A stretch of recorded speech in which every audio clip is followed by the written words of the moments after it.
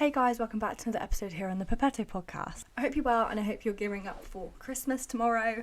It's Christmas Eve and I've not been in the Christmas spirit like this whole month because it's just been so busy at work, but now I'm in the Christmas mood. I was in York with my boyfriend and his uni mates over the weekend, and like Christmas markets, going out for some drinks, kind of got me into the festive spirit, so I'm super happy about that. I mean, not really working this week either, which is even better. I've got some bits to do, but wrapping is all done. I've even laid out my Christmas outfit, which is on my bed for tomorrow.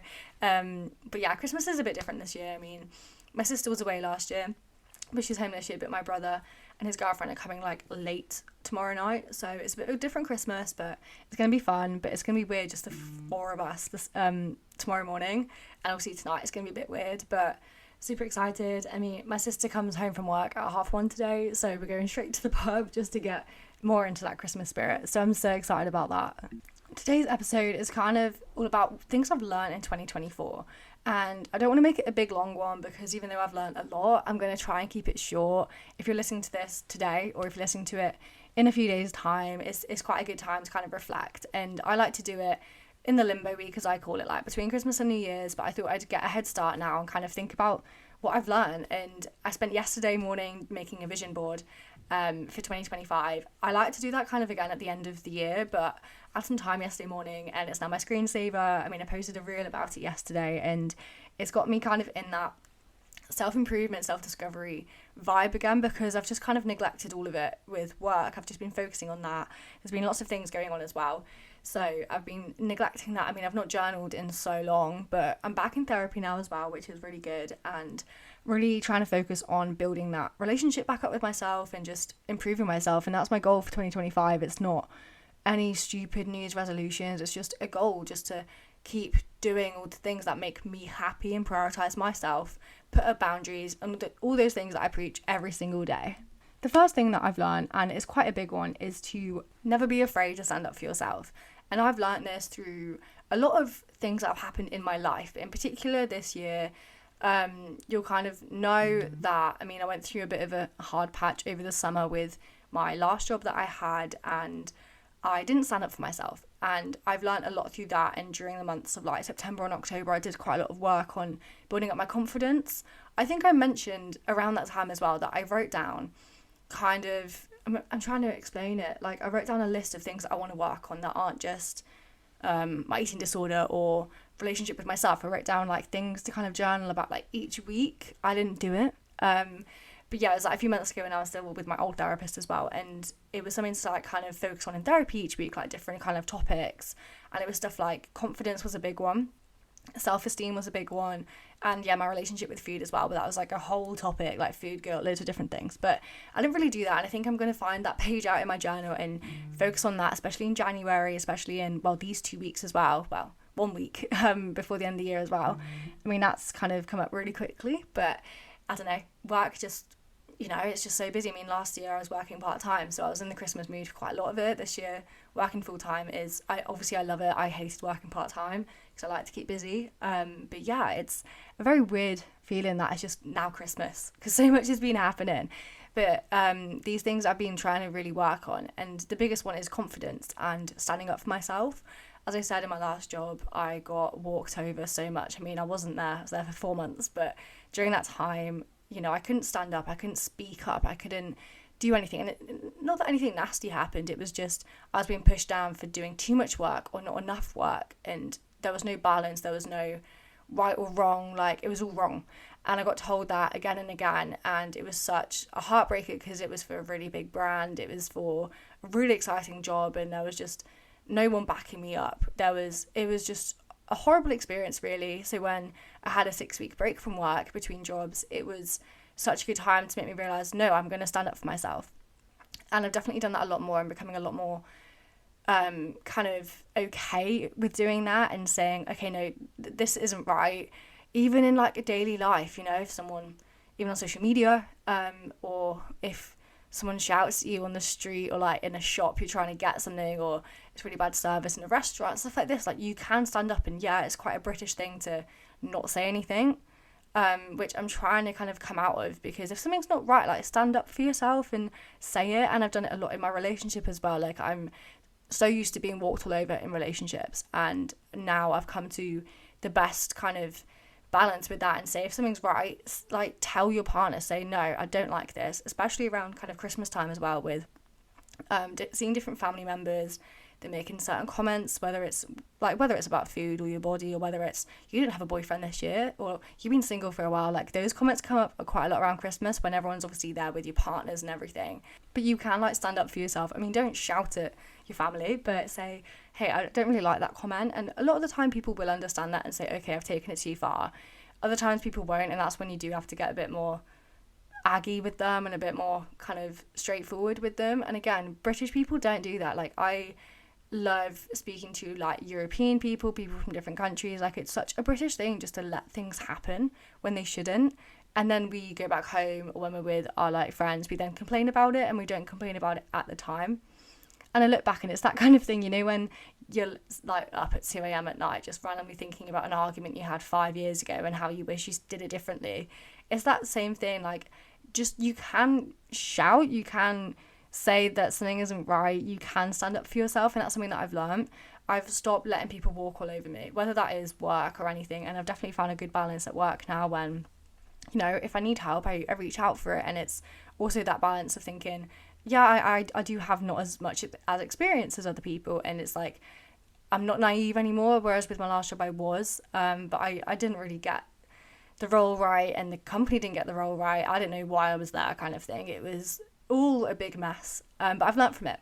And it was a horrible time, actually, I felt like, because again, I've never failed at anything in my life, and I was failing at that job, and that really hit me big time. But then I realised it wasn't my fault. Part of it was I was quite naive going into it, but I've learned, don't work for a big brand again. I mean, I know I'm at a big brand now, but it's more of a corporate feeling at my brand that it is now. It's way more structured. There's a bigger team. There's, like, hundreds of people that work there. It is a much better feeling, and I've loved every second of working there so far. I'm almost 3 months in as well, which is a really weird feeling that I've been there for that long now. But yeah, it's going really well, and I've just learned that, you know, if something's not right, I will stand up for it. Like, if someone's giving me a hard time at work or something, which they don't, like, everyone is so lovely, but it's just those things in daily life. Don't be afraid to speak up. I know sometimes it can be very hard, especially as a woman. Sometimes it really can be, and men still make comments against us, which is so annoying. But I feel like a lot of people, especially, like, our generation, like the younger generation, if a guy is going too far, most of his mates will also tell him as well. It's not about being woke, it's just about being respectful, I think. Like, the whole woke culture is really annoying. Like, I'm sorry, but it is annoying. I hate it. Like, why? You can't say anything these days. Like, you can't make a joke about anything. Like, I get sometimes it goes too far, but those people will know that, and they know that they can say it around certain people, and sometimes, you know, they say the wrong thing, and that's okay too. Like, people do make mistakes. It's when people are pulling up tweets from celebrities from 10 years ago. And, like, times have changed since then, and yeah, that was a mistake, but it doesn't mean they should get cancelled for it. But anyway, I'm kind of going on a rant about that now, so I'll stop on this point. The next thing that I've kind of learned, and this has been quite a big one, is that self-care is the most productive thing you can do. I've spoken a lot in the past about burnout and toxic productivity, as I'm someone who, you know, I work my ass off, whether it's different things, I can't sit still. Whereas I told myself when I started my new job, I was going to have that work-life balance. And it's true, like, when I log off at 5, 6 o'clock, whenever I'm done with work, shut my laptop down, I'm watching Netflix, I'm chatting with my sister, I'm at the pub, I'm seeing my friends, I'm stepping out of the work thing. Obviously, sometimes I'm thinking about it when I'm going to bed, but I don't jump up and do work like I used to. I do have a really good work-life balance. And on the weekends, I see my boyfriend, or, you know, I'm with my sister, anything like that. I don't do a lot, which I love. I am resting, and it's that kind of end of the year as well where it's more than okay to do that. I mean, it's more than okay to do it at any point in the year when you're feeling like you need it. But yeah, I'm someone who thinks that every moment of every day has to be productive. When I used to view, like, literally recording these podcasts, I used to think, right, that's productive, I have to do it. But now I'm doing it because I want to do it. 2, it helps me talk about these things, and 3, it helps other people. I don't do it to be productive anymore, and I think that mindset and to just do things when and why you want to has really helped me as well. self-care, I mean, as I said, I have been neglecting it a little bit recently, but as I said, like, just doing nothing in a day on a weekend is the best thing you can do. Whether you're hungover or not, it's the best thing you can do. And I used to even think, like, having a bath, like my Sunday routine, I was like, that has to be productive. Like, have a bath, clean my room, have a shower, do all those things. And it's like, no, you can just have a lazy day. If you do some things great, it's because you want to, not because you have to be productive. And that's why self-care is the most productive thing, because you're doing that for your future self as well as your current self. You know, if you're stressed, having a bath is great. Don't think it's being productive. And if you don't have I'm saying productive so many times, like I have a shot every time I say it, but you don't have to be productive every day and all day long. Like, you can have breaks, you can have days off, you can have weeks off. Yeah, okay, it's different when you're at work, you can't really have that, but you can have those weeks or days at work where you just take it slower because you're not motivated, or you just don't want to do it. I mean, obviously, if you can take it slower, if you can't, obviously, you still got to do it. But those kind of things that you do have a choice in it. You don't have to push yourself to burnout. And I get a lot of the time, a lot of us feel like we have to, but we don't, because that's toxic and it drains you. And I've been doing it for 21 years of my life, and I finally got to a point where I don't do it, and life just becomes so much easier. It's just work and my life. Like, that is it. There's no work and then client work and then my blog, my podcast, my socials, and then, oh no, I need to do self-care. No, I now have work, which includes my blog and my client work, but I do that all kind of at the same time, you know, like in the day. And then I have my relaxation time. And I think also changing it from self-care, if you view that as productive, just change it to like relaxation or me time. Like, you don't need to be like, my morning routine, my night routine. I haven't had a routine in a very long time because, you know, I'm on the pill, I'm stressed at work, I go to bed late, like, I'm tired a lot of the time. So I don't have a fixed morning routine, although I do want to get back into it. I want to get back into my yoga, my journaling, greens, my lemon water, like all these things. I do want to do it because I do enjoy those things. I enjoy being, I don't want to say healthy, but structured. I enjoy those structured things in my morning routine. I think a night routine is more important. Again, I don't have that. So I'm going to make a little habit tracker as well for the new year, just to make sure I am doing those things again. It doesn't have to be in a specific order. Like, if I don't do my skincare at night, I can do it the next morning. Like, all those things. It doesn't have to be my 5 to 9 after my 9 to 5, like those reels. I mean, I post them because it's a trend, but I don't necessarily do them as well. Like, you think of these influencers, make sure you take it with a pinch of salt. I say it all the time, but most of the time when I'm posting, I'm usually hungover in bed looking like a mess. And I mean, I do keep it quite real, but I don't always do those routines I post. That ab routine I filmed 5 months ago, like, it's not real. And that's what we have to realise as well, because I can, like everyone else, you know, you're doom scrolling, you go down a rabbit hole when you're hungover or you've not done exercise that day and you just feel shit about yourself. So if you want a New Year's resolution, I mean, I'm going to do a big post about this, but take away social media. You don't need to log off it, but have times in the day where you go on it and times when you don't. As simple as that. The next point is about exercise. And I've learned that exercise should be a form of self-care, or me time, as I was just saying. It's not a punishment. And this has taken me so many years to understand. I exercise now about 3 times a week. And that doesn't mean like the other days I'm going on walks and stuff. No, I don't do it. We've just built a home gym, and I mean, I get a free gym membership with my job, but I don't go, usually because I'm busy and I don't stress about going. Like, today I woke up, it's Christmas Eve, and I woke up, I was like, I'm really tired, and I was like, I'll do a workout later, and I might do a workout later, but I'm kind of like, no, I'm not. And then some days I wake up going like, oh, I don't want to do a workout, and then I do kind of force myself sometimes, but in the way that I know I feel better after doing it. But I don't do exercise every day. Like, I'm on kind of like a weight gain journey as well, but I'm not calling it a weight gain journey, I'm just doing it as well. But the biggest thing is to exercise less, and I've literally written down on my wall 3 to 5 workouts a week, and that's generally what I do. Sometimes it's 1 workout a week. Like, it doesn't matter. Like, I'm working in the day, I'm busy. Sometimes I can sneak out to go to the gym, but I'm not going to force myself to go. And I've really learned that, and I've learned that again, like I used to do years ago. I do exercise when I'm stressed, not for control. I've really worked on that. Like, I think I'm stressed. Is it because like I'm actually stressed about work, or is it I'm just getting anxious and like I need to control something? If it's that feeling, I challenge it. And instead I step outside, or, you know, go get some fresh air, not go for a walk, but just step outside.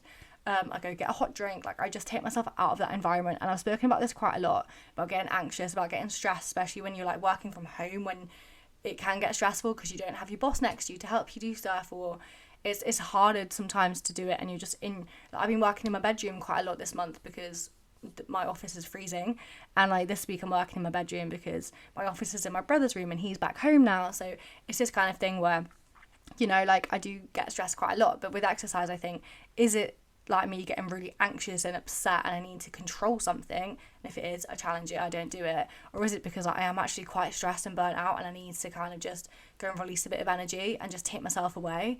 That's fine. And again, it is, if you've been through exercise addiction, it can be really difficult to understand that. And that's what I'm working on with my new therapist. It is, do I still have to challenge things, or can I say no to food? Can I say no to a workout or yes to a workout? Like, is that okay now, 2.5 years into recovery? And that is a big thing I'm trying to work out, and it's the most confusing and hard thing to do. Like, but when can you say no to breakfast? And because I'm genuinely not hungry, or all these things, and it is confusing, but I'm getting through it. And yeah, the next one, it was kind of related to the confidence and speaking up for yourself one, but learn to let go of things that no longer serve you.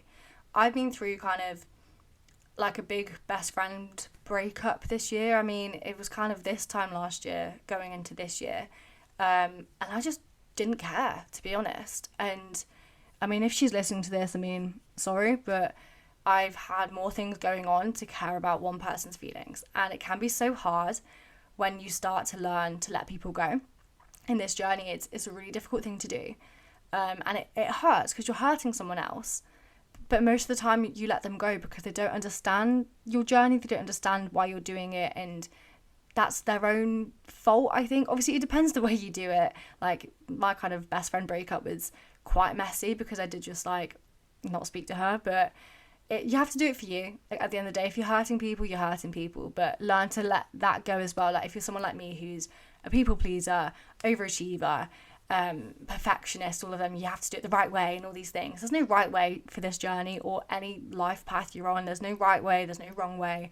Do it for what feels right in the moment, what feels good for you. And if they were a good friend, you know, maybe in a few years' time, once you're through quite a lot of this stuff, you can talk again, but don't bank on that. Like, most of the time, if you hurt someone, obviously they're not going to come back to you. Like, it's fine. But I've been through that with quite a lot of people. There's been a lot of drama going on with friends this year. But I've just, you know, just stopped talking to them, and that's fine. And you can learn to let go of things. Like, as I said, my last job, it was such a good opportunity, but I was battling it so much because it was such a good opportunity, as I said, but it was an awful experience. And I did write many reviews on job websites about that brand. And I tell a lot of people, don't look for a job at that brand, but it is really upsetting sometimes when that happens, but you've got to let go of it. And I'm someone who loves to hold on to things because that's my self-sabotage, I think, talking, where I've got to hold on to it to make me hurt, which is really deep, actually, thinking about it. It's not really a Christmas thing to say, but I think a lot of us do that. You know, we self-sabotage and we think we have to hold on to things because we're used to it, or we're used to that pain, or we're used to that person being in our life when they're not anymore. Just let it go, and life becomes so much easier. It's so hard just to carry so many things. And my sister said this to me quite a lot, like, I just hold on to things. I carry things with me. So I'm really learning just to let go. And again, I've lost this kind of care for a lot of people because if they're not reaching out to talk to me and check in on me, I'm not going to do it to them. Like, me and my sister, my whole family, with our friends, actually, we're people who have to arrange everything.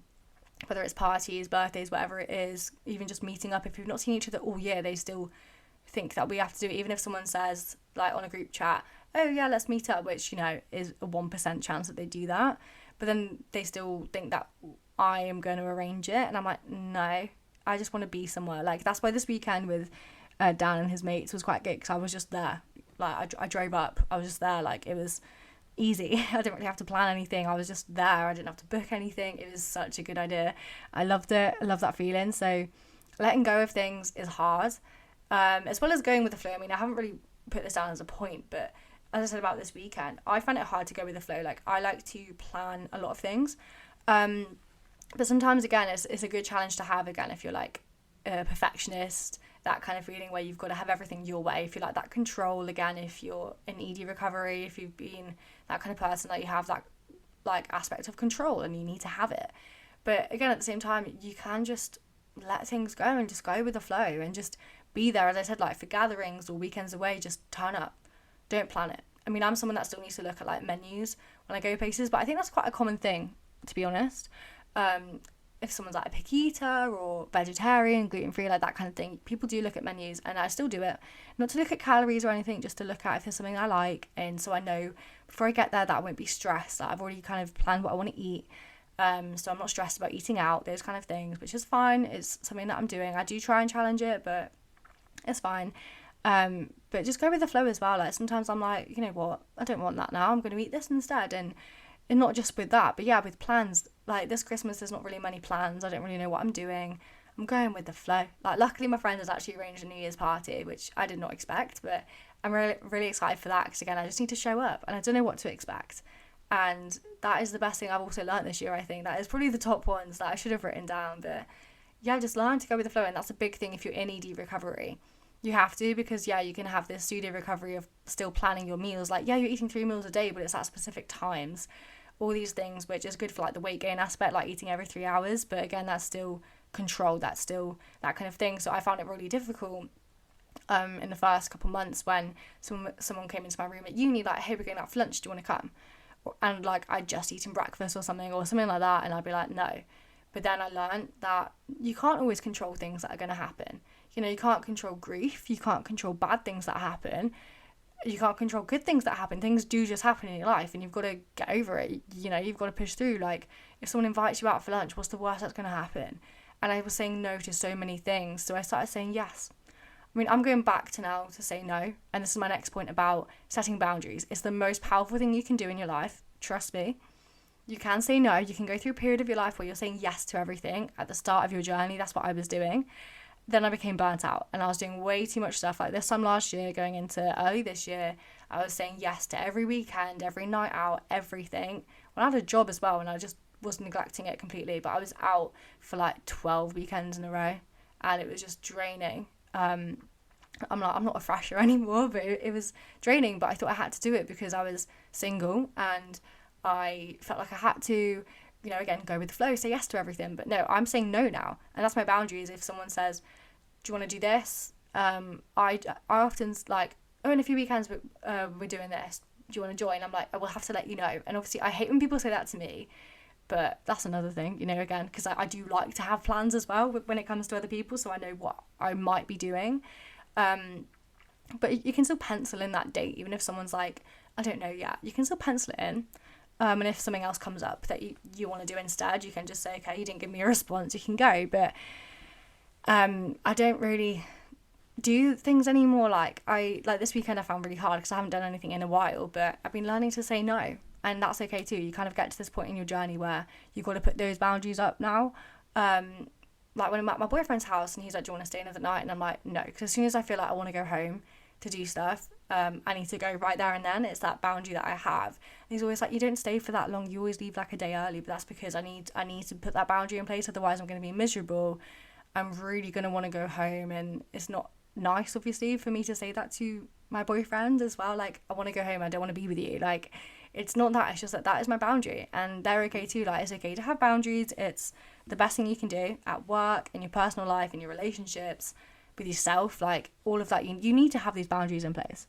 Last thing I'll say on this as well is I talk about manifesting and like the law of attraction and those kind of things quite a lot. I mean, I haven't really spoken about them in a while, but I have spoken about them quite a lot over the years, my podcast, and people don't realise that when they start this journey, like the lucky girl theory, syndrome, whatever it's called, you have to put the work in.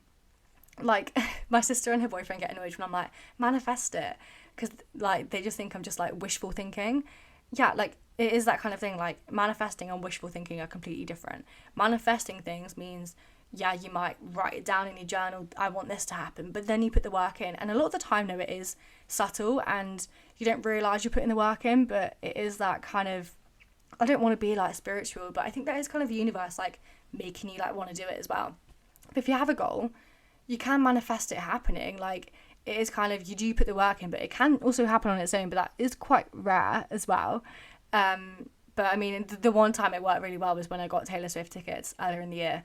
Or no, that was last year I got them.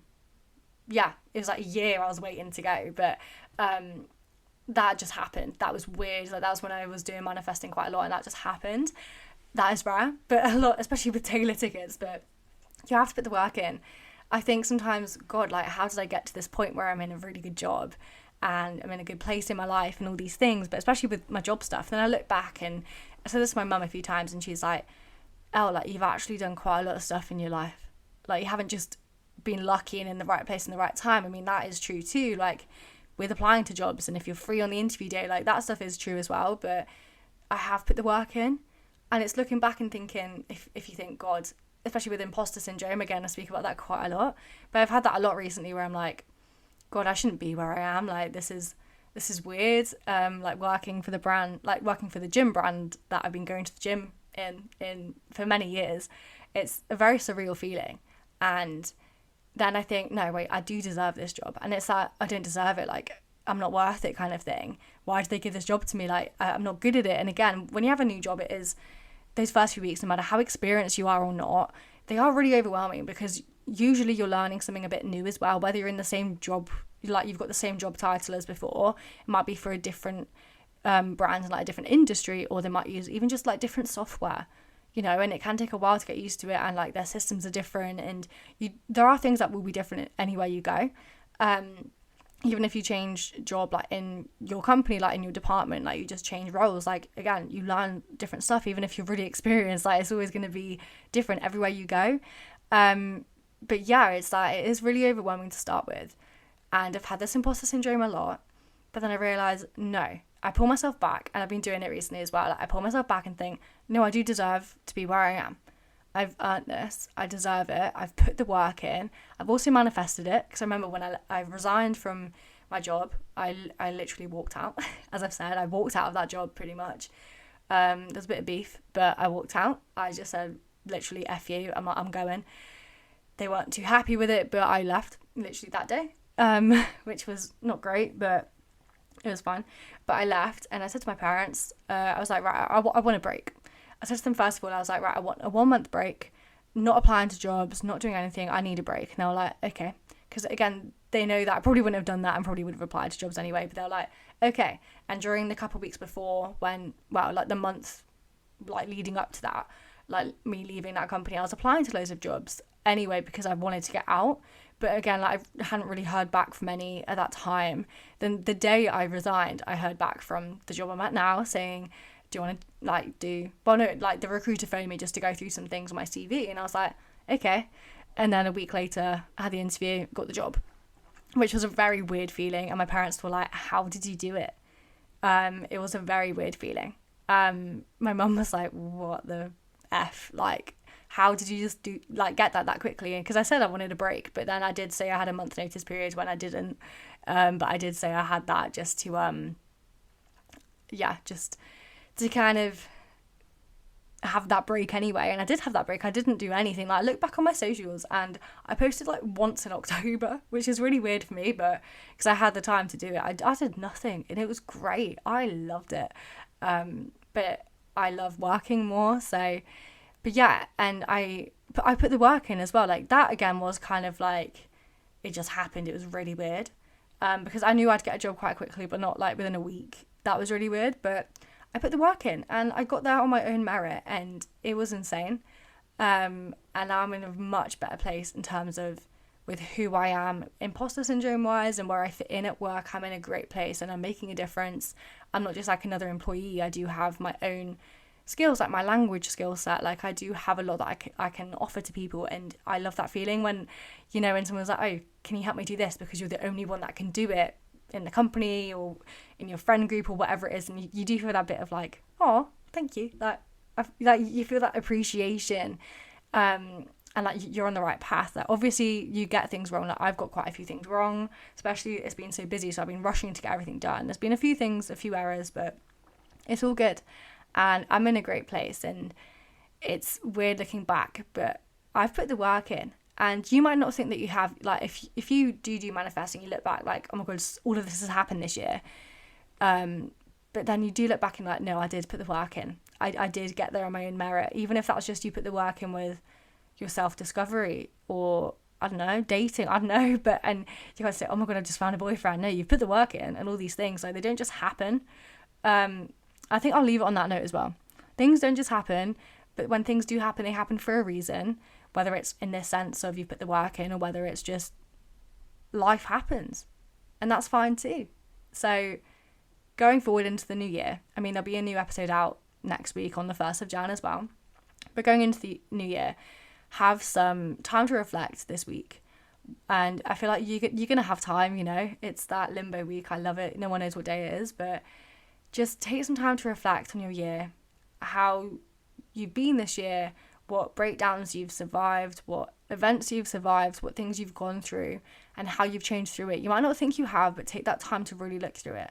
Even if this year was like the worst year for you, which it has been for a few people, there will be some positives in there too. So just hang on to those things and write down who you want to be in 2025, how you want your life to go. Make a vision board, mind map it, talk it out.